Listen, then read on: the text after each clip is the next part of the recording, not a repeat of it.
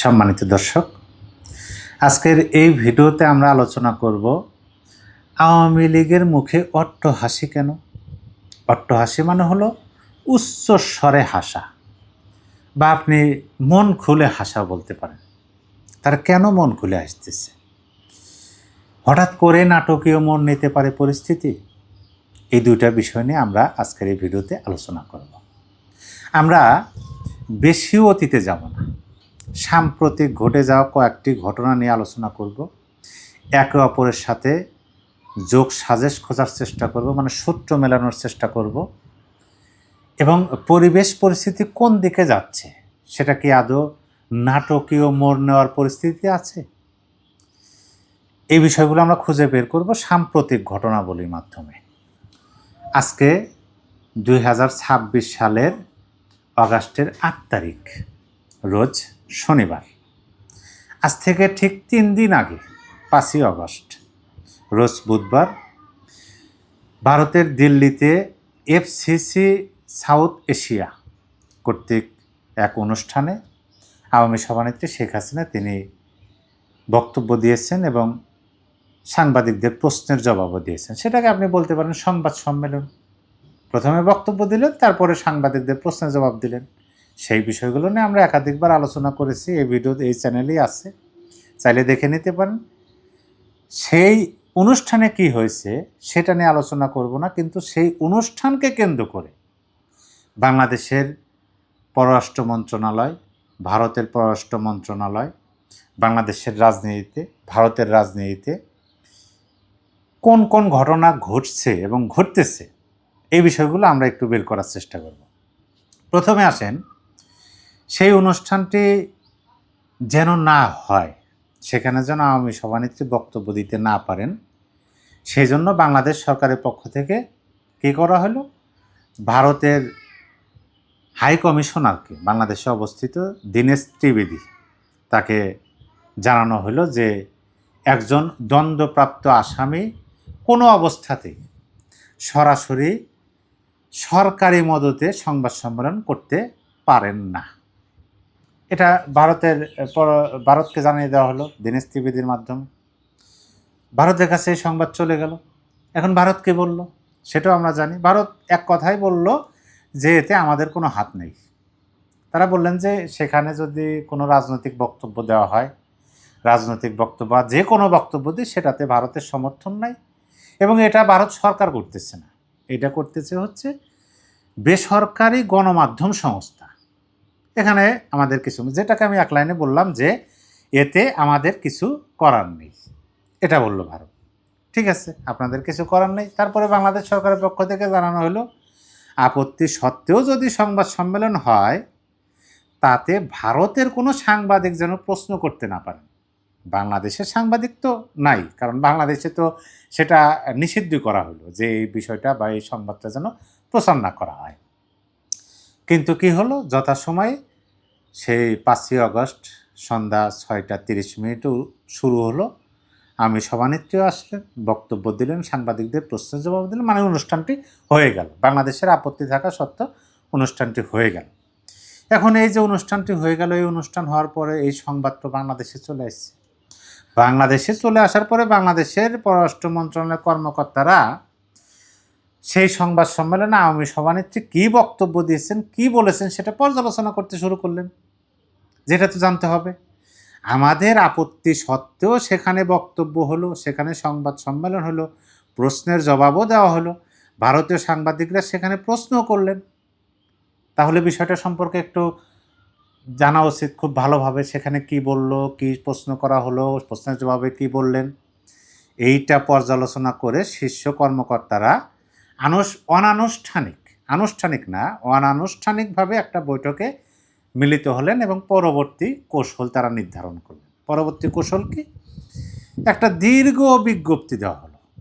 দীর্ঘ বিজ্ঞপ্তি এই জন্য বলতেছি যে যারা ইতিপূর্বেই পররাষ্ট্র মন্ত্রণালয়ে কর্মরত ছিলেন বা কূটনৈতিক ভাষা সম্পর্কে যারা অবগত আছেন, ওই দীর্ঘ বিজ্ঞপ্তিতে কেন যেন কূটনৈতিক ভাষা খুঁজে পাওয়া যাচ্ছে না। আবার সেটা নাকি 9বার এডিটও হয়েছে 9বার। এটা তো বিবৃতি নয়, এটাই একেবারে রাজনৈতিক বক্তব্যের মতোই দেখা যাচ্ছে। এই ধরনের বক্তব্য কিন্তু আমরা শুনলাম। এখন এই ধরনের একটা বিবৃতি দেওয়া হলো, এর খুবই শক্ত ভাষায়, যদিও একেবারে রাজনৈতিক ভাষা সেখানে ফুটে উঠছে, তারপরেও তো পররাষ্ট্র মন্ত্রণালয় থেকে দেওয়া হয়েছে। এখন এই বিবৃতি প্রচারের পর দিল্লির কর্মকর্তারা, দিল্লির রাজনৈতিক নেতারা একাধিক বৈঠক করলেন। যে এরকম শক্ত ভাষায় বিবৃতি দেওয়া হলো, তাহলে তো পরিস্থিতি কোন দিকে যাচ্ছে এটা নিয়ে তো আলোচনা করতে হবে, একটা সিদ্ধান্তে পৌঁছাতে হবে। দিল্লির বিদেশ মন্ত্রকের একজন শীর্ষ কর্মকর্তা তিনি একটা বিশেষ পত্র নিয়ে ঢাকায় আসবেন খুব শীঘ্রই, এইটা সংবাদ মাধ্যমে চলে আসলো। ওই যে বিবৃতি দেওয়া হয়েছে, বিবৃতির পরিপ্রেক্ষিতে ভারতের পররাষ্ট্র মন্ত্রণালয়ের কর্মকর্তারা, রাজনৈতিক নেতারা তারা বসলেন, বৈঠক করলেন। বৈঠক করে তারা সিদ্ধান্ত নিলেন যে একটা বিশেষ পত্র নিয়ে পররাষ্ট্র মন্ত্রণালয়ের ঊর্ধ্বতন একেবারে শীর্ষস্থানে একজন কর্মকর্তাকে বাংলাদেশে পাঠিয়ে দাও, ঢাকায় পাঠিয়ে দাও। ঢাকায় আসবেন, সেটা হয়তো বা আমরা কিছুদিনের মধ্যেই আমরা জানতে পারবো যে তিনি ঢাকায় আসছেন। এখন বিশেষ পত্র, এখানে কিন্তু প্রশ্নটা আসে যে এই যে বিশেষ পত্র, এই বিশেষ পত্রটায় কী লেখা থাকতে পারে? প্রেক্ষাপটটা তো কিন্তু আমাদের জানা। শেখ হাসিনাকে বক্তব্য দিতে দেবেন না, বক্তব্য দিয়েছেন, সাংবাদিকরা প্রশ্ন করেছেন। তাহলে আমাদের দেশের এরকম রাজনৈতিক পরিবেশ পরিস্থিতি, আমরা সেটাকে আমরা আপত্তি জানালাম। আপত্তি জানানোর পরেও কৌশলগতভাবে এড়িয়ে গেলেন, কিন্তু অনুষ্ঠান হলো। সেইটার পরিপ্রেক্ষিতে একটা বিশেষ কূটনৈতিক বিশেষ পত্র আসবে। এখন সেই বিশেষ পত্রে তো অবশ্যই দ্বিপক্ষীয় সম্পর্ক উন্নয়নের তাগিদ থাকবে, এটা তো শতভাগ নিশ্চিত। কারণ ঘটনা তো সেটাই ঘটছে। বাংলাদেশের শীর্ষ নেতাদের বক্তব্য থেকে আজকেও অনেকেই বক্তব্য দিয়েছেন যে একদিকে বলতেছেন বন্ধুত্ব সুলভ সম্পর্ক, আবার অন্যদিকে শেখ হাসিনার বক্তব্য প্রচার করতেছেন, অনুষ্ঠান আপনারা করতেছেন। তাইলে বন্ধুত্ব সুলভ সম্পর্ক তো নতুন করে ভাবতে হবে। এখন এই ধরনের বক্তব্য যখন আসতেছে, তখন তারা অবশ্যই সে বিশেষ পত্রে কিন্তু দ্বিপক্ষীয় সম্পর্কের উন্নয়নের তাগিদ থাকবে, এটা বাস্তব কথা। আর একটা বিষয় সেখানে থাকতে পারে সে বিশেষ পত্রে, সেটা হলো যে মাননীয় প্রধানমন্ত্রী জনাব তারেক রহমানের দিল্লি সফরে আমন্ত্রণও থাকতে পারে। এটা শিওর না, কিন্তু থাকতে পারে। এগুলো কিন্তু পত্রিকা থেকে নেওয়া, আপনাদেরকে বলতেছি। কিন্তু এইটাও তো আমরা স্পষ্টভাবে এখন প্রায় নিশ্চিতই বলা যায় যে মাননীয় প্রধানমন্ত্রী ব্রিক্স সম্মেলনে বোধহয় যোগদান করবেন না। তার মানে কি দিল্লি সফর হয়তো বা প্রধানমন্ত্রীর হচ্ছে না, বা তিনি যাচ্ছেন না, এরকম সম্ভাবনাটা অনেক বেশি। আবার এই যে ঘটনাটা আমি বললাম যে একাধিক ঘটনা, আমরা একটু যোগসূত্র খোঁজার চেষ্টা করব। এই যে আওয়ামী সভানেত্রীর বক্তব্য, অনুষ্ঠান, এটা নিয়ে যত কিছু হলো সেটা আপনাদেরকে বললাম। দেখেন, ঠিক ওই একই দিনে 5ই আগস্ট বাংলাদেশে কিন্তু ঘটনা ঘটছে। বাংলাদেশে কি ঘটনা ঘটেছে? ওই একই দিনে জুলাই অনুষ্ঠান হয়েছে। সেই অনুষ্ঠানের কথা আমরা সবাই জানি। আমাদের শীর্ষ নেতারা সেখানে ছিলেন, ভারপ্রাপ্ত মহামান্য রাষ্ট্রপতি সেখানে ছিলেন। সেখানে এমন কিছু হট্টগোল ঘটলো যেইটার ভাষা, শব্দগুলো যে প্রয়োগ করা হয়েছে, সেই শব্দগুলো নিয়ে রীতিমতো চর্চা চলতেছে, রীতিমতো আলোচনা চলতেছে। এরকম একটা গুরুত্বপূর্ণ অনুষ্ঠান, যে অনুষ্ঠানে মহামান্য রাষ্ট্রপতি হতে পারে ভারপ্রাপ্ত, তাও তো মহামান্য রাষ্ট্রপতি তিনি, স্বরাষ্ট্র মন্ত্রণালয়ের মাননীয় মন্ত্রী সেখানে উপস্থিত। এরকম একটা গুরুত্বপূর্ণ অনুষ্ঠানে এই ধরনের শব্দ চয়ন, এই ধরনের বাক্য ব্যবহার, সেইটা কিন্তু ভাববার বিষয়। সেখানে সবচেয়ে গুরুত্বপূর্ণ একটা বিষয় ঘটেছে, সেটা আপনাদেরকে বলি। বিষয়টা হলো যে বিদেশি কূটনীতিকরা নিরাপত্তা বিঘ্নিত ঘটতে পারে এই শঙ্কায় তারা সে অনুষ্ঠান ত্যাগ করেছেন।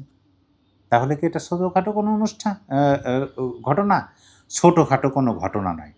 আবার অপর দিকে দেখেন 10ই আগস্ট, আজকে আগে 8ই আগস্ট, মাঝখানে একদিন, তারপরের দিন 10ই আগস্ট বাংলাদেশে অবস্থিত ভারতের হাই কমিশনার জনাব দীনেশ ত্রিবেদী মাননীয় প্রধানমন্ত্রী জনাব তারেক রহমানের সঙ্গে সৌজন্য সাক্ষাৎ করবেন। মানে ঢাকায় আসার পরে দীনেশ ত্রিবেদীর এই প্রথম মাননীয় প্রধানমন্ত্রীর সাথে একটা সাক্ষাৎ হবে। এবং আমরা তো জানি যে দীনেশ ত্রিবেদীকে ভারত মন্ত্রী পদমর্যাদা এখানে রেখেছেন। এই যে বিষয়গুলো আপনাদের সামনে উপস্থাপন করলাম, এই বিষয়গুলো আপনারা একটু মিলাতে থাকেন এবং আমার শিরোনামের সাথে কতটুকু সামঞ্জস্যপূর্ণ আপনার কাছে মনে হলো বা এই বিষয়গুলো সম্পর্কে আপনারা কোনো ধারণা পেলেন কিনা অবশ্যই কমেন্ট বক্সে লিখে জানিয়ে দেবেন।